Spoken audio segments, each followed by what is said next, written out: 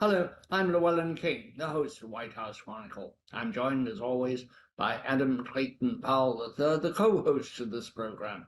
Today we're going to do a little historical look back to Dunkirk and the events after the British brought home their troops from the small French town of Dunkirk. You probably remember it from the movie by Christopher Nolan, but there's much more to it, and our colleague in London, or just outside of London, David Worsfold, has written an extraordinary and compelling book called Operation Ariel, Churchill's Second Miracle of Deliverance.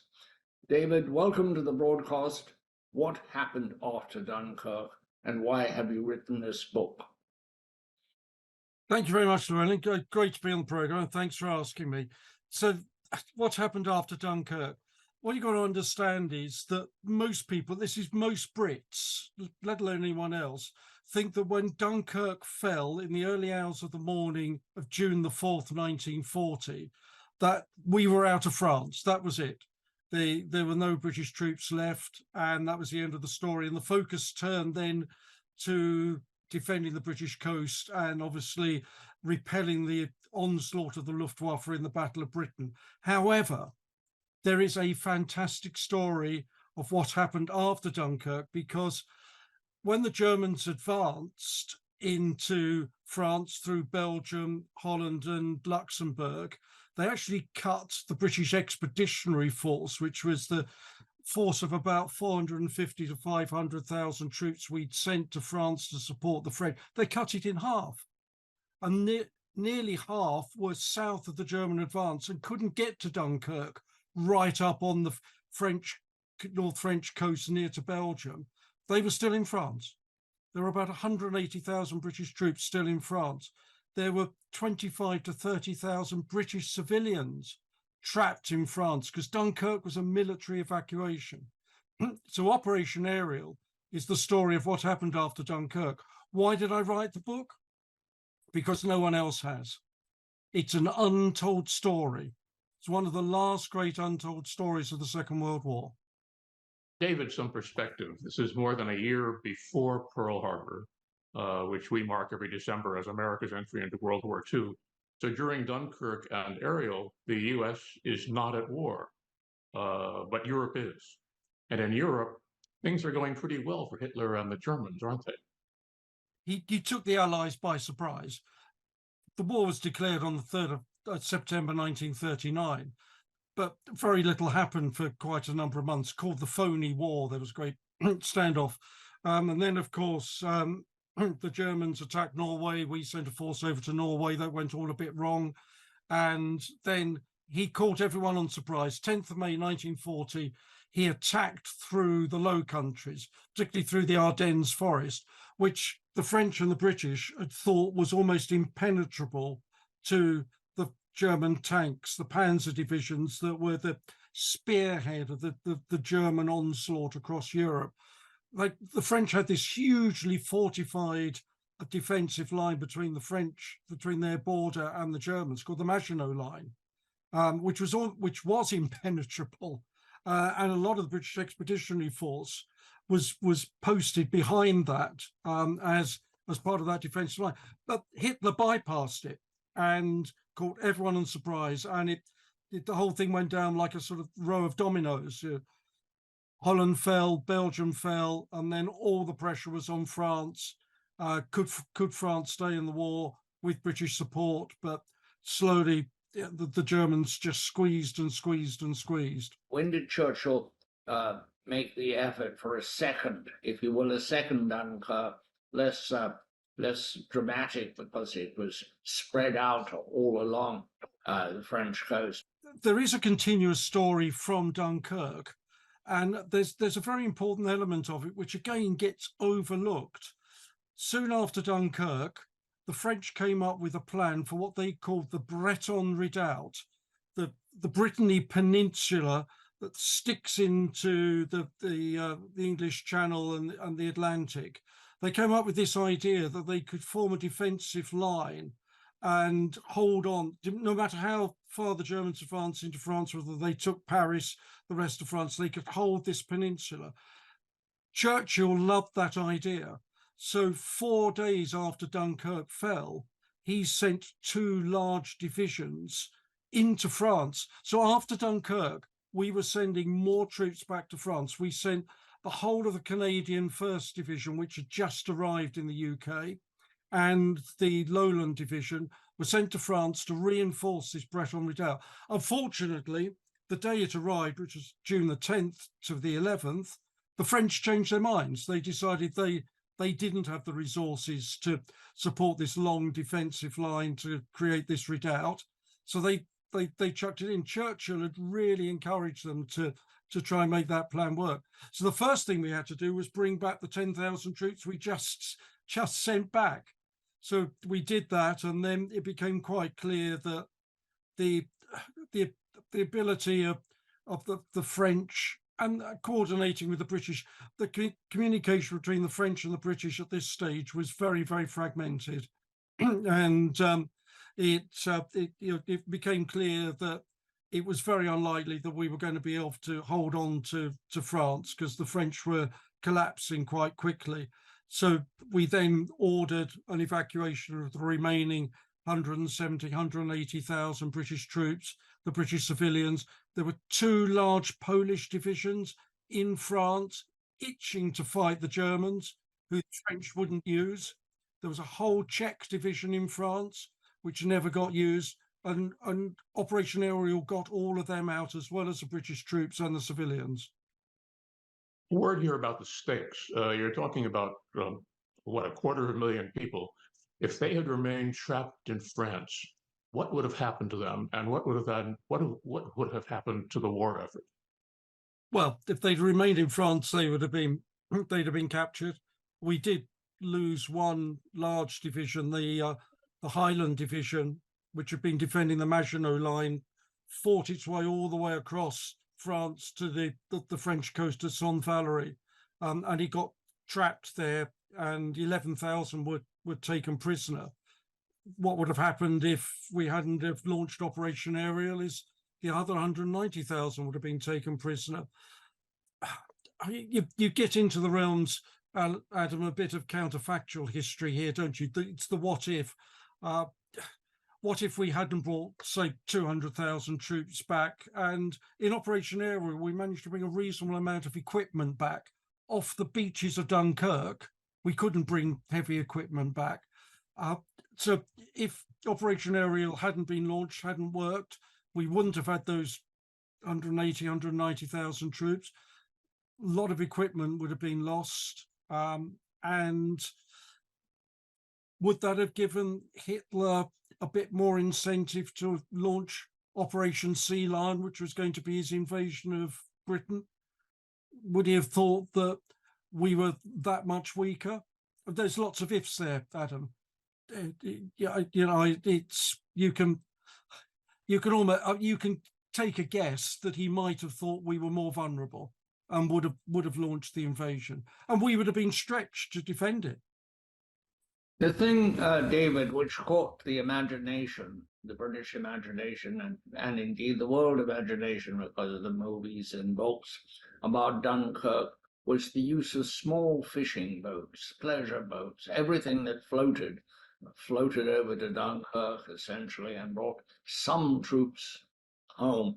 But that wasn't the case with Operation Ariel, was it? That was done by the Royal Navy and larger vessels. Tell us about that difference and why it was different and why that was the strategy, why the small boats were kept at home. Well, there are 2 reasons for that big difference. Firstly is we were able to use large deep water ports, Cherbourg, Brest, Saint-Nazaire, Bordeaux, so we could send big ships in. Dunkirk was a small port.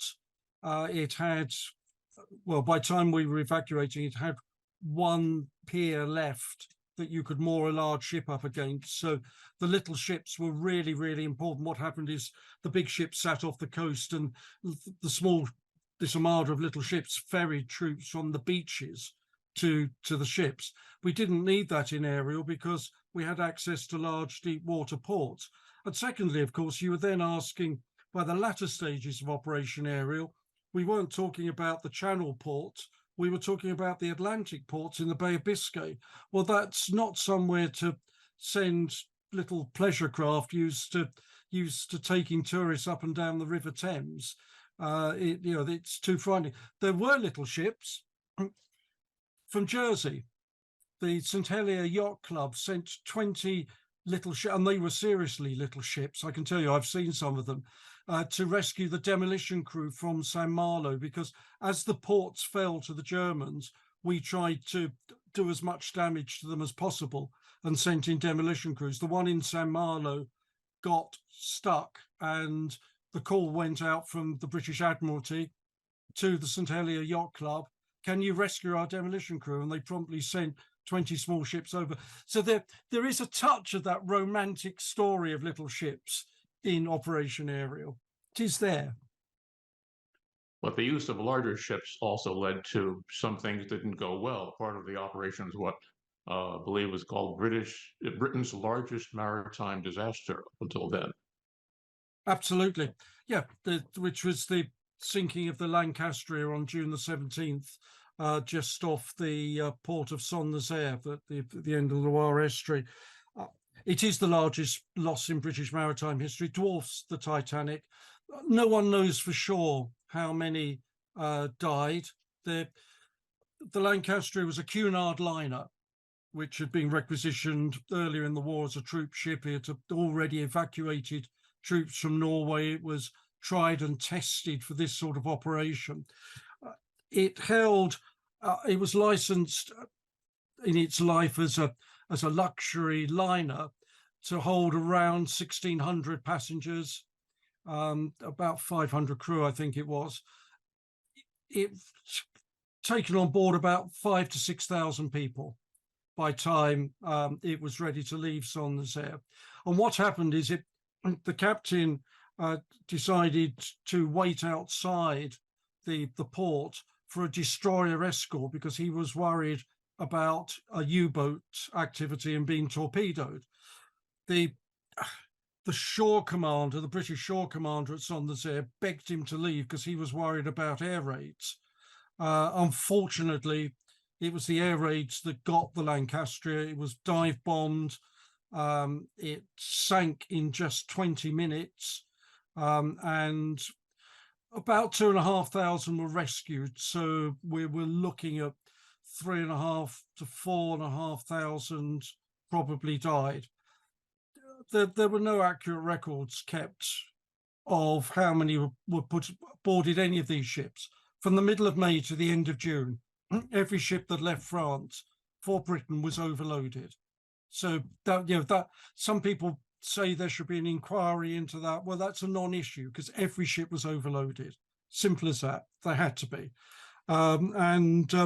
It sank. There are some wonderful stories of how on the upturned hull, as it sank, the soldiers and sailors started singing "There'll Always Be an England" and "Roll Out the Barrel," and all the people who were in the water sang the song as that hull quickly slipped below the waves. It became very much part of the story. Ironically, Captain Sharp survived, and he was captain of another ship, Lanconia, 2-3 years later. I think it was off East Africa, and he was torpedoed. And that led to the loss of nearly 2,000 people, the second largest loss in British maritime history. And Captain Sharp perished in that. So when you ask, was he right, was he wrong to delay because he was worried about being torpedoed? Well, 2 years later, he was torpedoed. So it's one of those things you can try and make a judgment from the distance of 80 years, but we weren't there. We don't know. It's the judgment of Solomon, isn't it? For the benefit of our listeners on Sirius XM Radio's POTUS channel 124, you're listening to White House Chronicles. I am Llewellyn King, executive producer and host.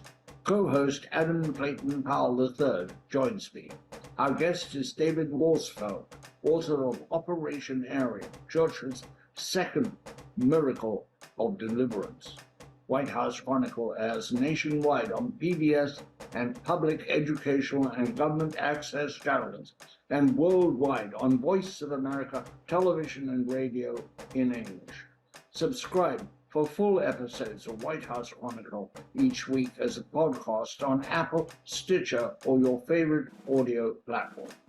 Watch this and previous episodes on the White House Chronicle website, whchronicle.com. For more information on co-host Adam Clayton Powell III's University of Southern California project, visit TrueVote at usc.edu. If you would like to receive my weekly columns, just send me an email, please, at llewellynking1@gmail.com. And do remember, Llewellyn has 4 L's. How do you write a book like this? How did you write this one? The large parts of it, the structure, it can be found in the archives in France, Britain, of course, and maybe in Germany. But all these individual stories, all these people, how did you find out about them? How did you track down this anecdotal stuff, which makes your book so compellingly readable? Well, it's very kind of you to say, Llewellyn. I mean, and that's what I wanted to do. I wanted to tell the story as much as I could through the voices of people who've been involved. Of course, almost all of them are dead. The only ones who are still alive were children at the time, and I've met 1 or 2 of them. But so, there are some letters in archives and so on. But what I did is, once I decided I was going to write it, I went on to every website. I went to every 1940s reenactment show I could and said, I want to write this book. Do you have relatives who may have been in France after Dunkirk? And often what happened is people then came to me and said, well, funny enough, my father, grandfather, great uncle always said he came back through Brest in the middle of June. Never told us why, because typically a lot of people who serve in wars, they don't talk about it afterwards. They just want to get on with their lives, don't they? So that, and I've often said to people, well, that's great. Tell me what you know. And they often wanted to know a bit more.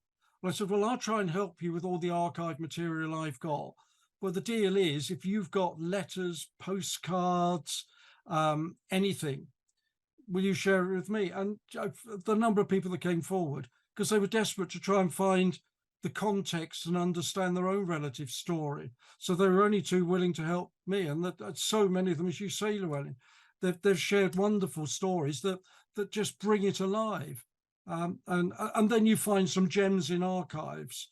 I think you've probably read some of the quote from one of the nurses' letters.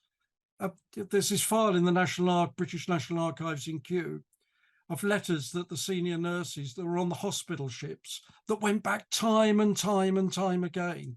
These women were incredibly brave. A file of letters that they wrote to the senior matron of the Queen Alexandra Nursing Corps after they got back. I actually don't think anyone had opened it since 1940. I mean, it was just a wow moment. You go through these dusty boxes of official forms, and you can imagine what it's like. And you find this folder, and you open up, it's these handwritten letters. And you have these sort of eureka moments when you're researching something like that. Let me preempt Adam slightly and just talk, how long did it take you to do this? It's an enormous undertaking. Not as long as you think, because it was a spin-off from my first book, which was a life and times biography of my wife's grandfather. It's called Fighting for the Empire. He was an Irishman. He was a doctor. He spent 50 years in a British uniform. When he was nearly 70, he tried to join the Royal Navy when the Second World War broke out. He'd won a DSO in the First World War, and he was he'd retired as a colonel. He was decorated and everything, but he couldn't sit still. he wanted to be in the action again. The Royal Navy found out his age. He'd been lying about it. So he joined the Merchant Navy. The first ship he was on was the SS Madura that went into Bordeaux in the middle of June 1940. And so I was writing this book. That was 2013. That came in 2016. And I tried to find a book that explained to me what the hell we were doing sending ships into Bordeaux in the middle of June, 2 weeks after Dunkirk fell. And there wasn't one. So I said, well, if I finish this first one and it does reasonably well and the publisher still likes me afterwards, I'm going to fill this gap and write about Operation Ariel. So I started in about 2016, finished writing it sort of tail end of the lockdown period, late 2021. So about 5 years from serious start to finish. One of the photographs in your book is of Ian Fleming, somebody who's best known today for the James Bond novels that became hit movies. Why do you have Ian Fleming's photograph in your book? He was a naval intelligence officer, and he was in Bordeaux and doing what intelligence officers doing, picking up bits of information, trying to join up the dots, and so on and so forth. Quite interestingly, he met a group of nurses. There were 5 nurses who'd been serving at the American hospital in Paris, who had left it rather late to decide to leave Paris. Literally, it was declared an open city, as you probably know, because the French didn't want Paris to be shelled and bombed. They were very fortunate that the American director of the hospital lent them his Buick, and they motored all the way down to Bordeaux, and they were given passage on a ship, but they decided to go shopping in Biarritz, and they missed the ship that they were given passage on. So it was left, they then bumped into Ian Fleming, who sorted them out on one of the last ships to leave Bayonne, which is right down by the Spanish border. So yeah, he was weaving in and out of the story on the fringes, but yeah, he was definitely there. And as I said, he helped the nurses from the American hospital to escape. I understand, David, that there were quite a few journalists stranded in France, and they had to be extracted as well. What's the story with journalists, and how much help were their filings in the clippings to you? Oh, well, their stories all across the newspapers of the time. So, yeah, as long as you're prepared to work your way through a lot of newspapers, that there are some great stories there, and there are a couple of great quotes in the book. So the journalists, basically, most of them, obviously some of them have been very much on the front line, but slowly what happened is that the French government left Paris, and that was the cue for 2 million refugees to take the roads in France. The roads were just clogged with refugees. They took the cue from the government. The government left Paris, everyone was leaving Paris. They set up in Tours, which is to the southwest of Paris, and the journalists were following the French government. And then they moved to Bordeaux, and Bordeaux slowly became the principal evacuation point for the civilians anyway. So other journalists that were elsewhere all descended on Bordeaux. The French government eventually split when it was in Bordeaux. Marshal Pétain had become prime minister, and he sought an armistice with the Germans. De Gaulle, who by that time was defense minister, he wasn't going along with that, and so he took a group of French ministers, brought them to London, and created the Free French, a famous broadcast. France may have lost the battle, but it has not lost the war. So the journalists were in Bordeaux. 60 of them, almost all of them, ended up on one ship, the SS Madura, which it just happened my wife's grandfather was a ship surgeon on. There's a wonderful story. It's in the book. There was a girl, a 9-year-old girl, who was on there with her mother, and she describes the journalists as sitting on the top deck and having a party, for 3 days all the way back to England. She said there wasn't much food on the ship, but there was quite a lot of drink. Her memories of these journalists, including some Americans, Virginia Cowles, one of the famous American war correspondents, she was in there, wrote a wonderful piece for the Sunday Times when she got back about the sadness of the French who were on the ship with her, looking at their country, wondering if they'll ever see it again. Captured it brilliantly. I have to mention, when you mentioned the journalists drinking, there was an old joke in England. I don't know if it's still current among English journalists, but it said, you can always tell the journalists they're the shabby people who smell of drink.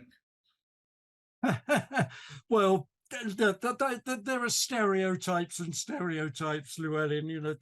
I was in Fleet Street, one. and I'm not sure that is so much of a stereotype, but let's move on. Adam. Maybe it's less a stereotype now, but less now. Yeah, look, much less. You can't blame them. They've been on the front line. Some of these people, they've been through. We see war correspondents now in Ukraine, in the Middle East. You see what they go through. They got on the ship. They were all together. They were alive. David, you raise a very important point, which Adam and I have discussed, and that is journalists are always being criticized because we're this, that, we're supposed to have political leanings, which we often don't have. But when the guns begin to roll, as it were, to misquote Kipling, suddenly you see these people in Gaza, you see them in Ukraine, and you're just overwhelmed with admiration. There's a postscript to all of this, which is July 3rd, I believe, the British basically destroyed the French Navy. Yeah, they did. This is a thread all the way through this period. Churchill was very much involved in these discussions. We were desperate to get the French to basically sail their navy to Britain or to scuttle it. But we were just terrified of it because the French had some really formidable battleships. We didn't want that falling into German hands. The French sailed most of their navy to their ports in North Africa, Mers el Kabir, famously, and but they wouldn't hand it over. And right up to the last minute, we were desperately negotiating with them. They refused to hand it over, and we sunk it. And 1,500 Frenchmen were killed. But it at the time in Britain it wasn't widely publicized, but if you read the secret debates in the House of Commons at the time, everybody understood why it had to be done. I have to stop this fabulous conversation. It's so interesting, David, but our time has come, and I'm glad you ended on that rather somber note so that we don't go around consumed as we do when we look back on history by what would appear to be the romance of war when it isn't anything like that. That's our show for today. Thank you so much for coming along, and I thank David Worsfold and my co-host, Clayton Powell III, never to be left out. Cheers.